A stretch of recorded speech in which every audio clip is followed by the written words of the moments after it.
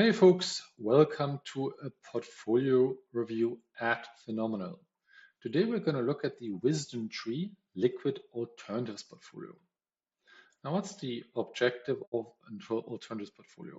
And from my perspective, there's only two: to provide uncorrelated returns to traditional asset classes so you can diversify, and secondly, to generate a positive return, i.e., make money. Let's investigate if this portfolio lives up to those two objectives. And we're going to kick off with a short analysis of the holdings. So we see that there's only 5 funds in this portfolio. 3 of them are from WisdomTree. There is 2 that provide exposure to trends across asset classes via like a managed future strategy or CTA. So that's WTMF and DBMF. There's this kind of like equity premium income fund that's kind of like a high yield strategy. There is a tail risk hedge, BTEL, and there is a bet on the US dollar. The fee for the entire portfolio is 61 basis points, and the appropriate benchmark is something like cash rates, like 1 to 3 months with Treasury bill indexed. If we look at the performance of the current holdings, we can see that, well, since 2009, these holdings, right, have outperformed the Treasury bill index. But that's, of course, just the current portfolio. Now, WisdomTree does show the track record of the portfolio with all the changes done, right? And we can look at that as well on the fact sheet. So over here, we do see that the gross return since inception is 2.88% compared to the kind of like again, cash rate index, right, 2.47%. So on a gross rate, or gross return basis, right, this portfolio has done well. But of course, an advisor would charge fees, right?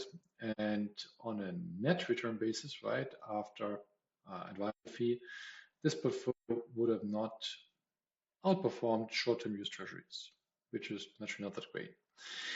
Now, let's continue our exploration of this portfolio, and we're gonna do a quick factor exposure analysis. So we're gonna look at the factor betas across asset classes. And so here we can see that the beta S&P 500 was, well, low, but consistently positive. You can see the exposure to bonds via the Bloomberg Barclays Agg Index, right, was negative.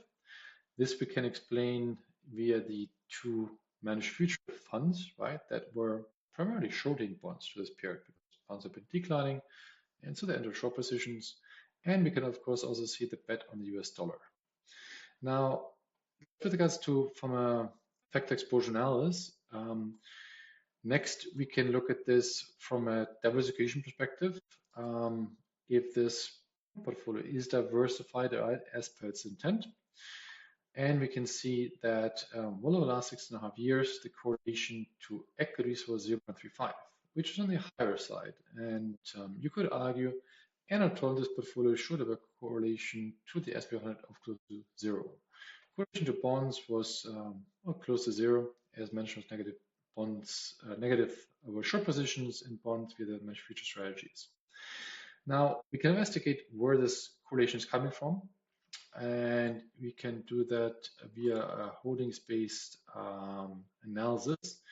And we do see over here the beta to equities. So this is what I'm concerned about. You can see that the 2 managed future products, that the correlation to equities was positive, which is not totally unexpected, right? But this can be positive or negative, right? Because these funds might be long or short equities, depending on what the stock market is doing. And over the last 6.5 years, stock market was primarily up, so the beta is to be expected. What's also great is to see that this equity premium income product has a correlation of 0.68 to equities. And that's, of course, not what you want to see in an alternatives portfolio. Now, WisdomTree is including this to provide high yield, but it probably would be better if you focus on one objective, i.e. to provide uncorrelated returns, rather than try to have 2 objectives that are clearly conflicting, i.e. uncorrelated returns and a high yield, because you're just netting off well, exposures. So for example, your tail risk hedge, right, BTEL, gives you negative beta to equities of near negative 0.72, but these positions are just netted off. Given that you pay high fees, you have high diluted equity. So this is one aspect. We can also take this entire portfolio and simply put it into our optimizer and see if the optimizer has a very few suggestions in terms of how this portfolio could be improved. Now, optimization, we have to be careful, right? Because optimization tends to provide worse results on an out of sample basis, but it still sometimes has interesting suggestions. So over here, I'm simply going to like maximize the Sharpe ratio. I'm not going to put any other constraints for Sharpe or vol or whatever. So we could increase the Sharpe ratio from 0.46 to 0.59, and we can look down here at what the suggestion would be. Now, interestingly, the suggestion would be to completely remove the allocation to WTF, which is the managed future strategy from WisdomTree, where the weight goes from 30% to basically 0, right? We can also see that the other suggestion would be to remove BTEL.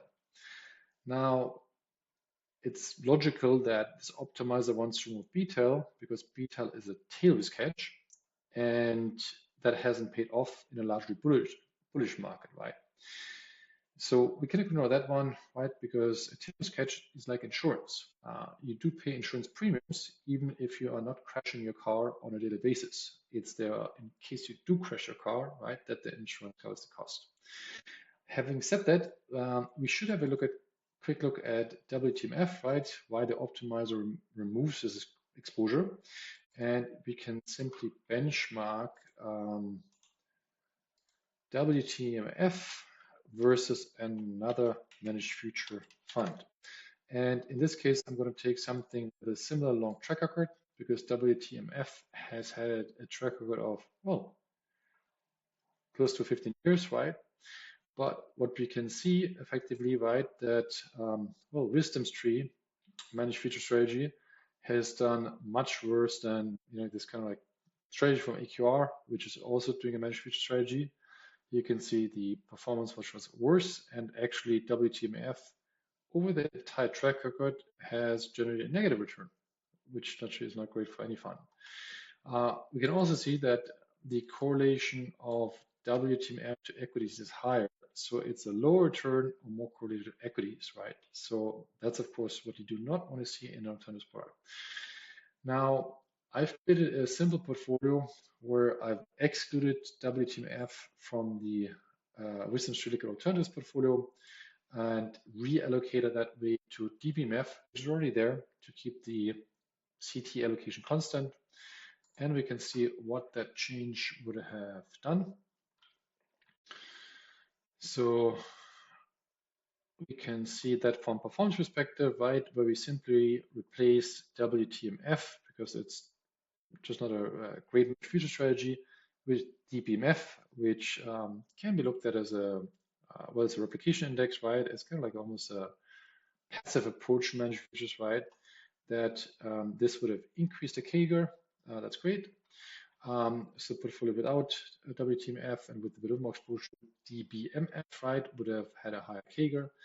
And we can also see that the correlation to equities would have decreased. So what's not to like? Now, there's a variety of further operations we could do to make this portfolio from WisdomTree more alternative. As mentioned earlier, having a high yield equity premium strategy in here makes no sense. It just is trying to have too many objectives in one portfolio. It would be better to split that up, and that makes it a better portfolio. That's our short review of WisdomTree Liquid Alternative portfolio.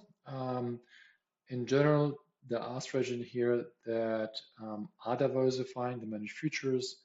The bet on the US dollar, I mean, it's probably a tactical bet, but that's WisdomTree call. BTEL in there, right? It's like insurance. That all makes sense. But the managed future strategy from WisdomTree could be replaced, as well as the high yield strategy. Hope that helps. Have a nice day.